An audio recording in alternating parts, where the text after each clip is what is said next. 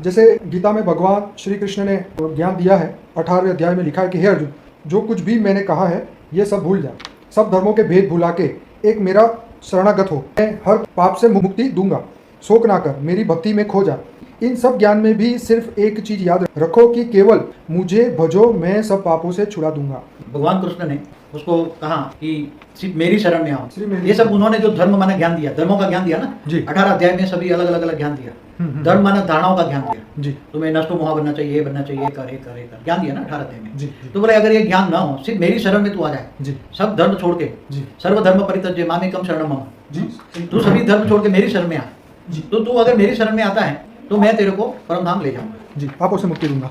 पापों से मुक्ति दूंगा तब जाएगा ना आत्मा। ठीक है। तो उसको याद करने से इसलिए बोला कि तू मेरी शरण में आ। मगर वास्तव में जो गीता का ज्ञान डाइजेस्ट करने वाला ये है कि मैं बताऊं, जो पहले ये समझो कि कृष्ण को तो तुम याद करोगे तो कृष्ण जहां है वहां ले जाएगा ना तुम्हें।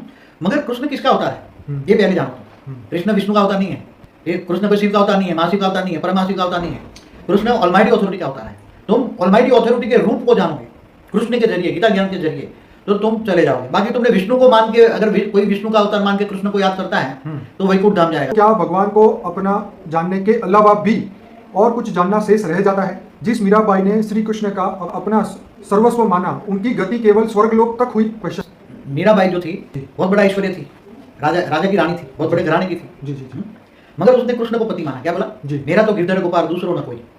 कृष्ण को पति माना ना। शादी होने के बावजूद भी वो उसने मना कर दिया, मैं तो फिर मंदिर बना के वहां रही, साधु संतों के साथ घूमी, अंत में जो द्वारका में वो कृष्ण में समा गई। तो मैंने उसी टाइम इसलिए कहा था कि स्वर्ग के अंदर वहां चली गई, मगर उसी टाइम श्री कृष्ण आकारी रूप में उसी टाइम स्वर्ग में थे, इसलिए वो श्री कृष्ण के पास चले गए। बाद में श्री कृष्ण वैकुंठ लोक चले गए थे वहां, तो उसके साथ भी वैकुंठ चली गई। बाद में तो कृष्ण जो तुम जिसको याद करोगे वहीं जाओगे, तो उसी टाइम वो वैकुंठ लोक नहीं थे, श्री कृष्ण इंद्रलोक में थे उसी टाइम पर।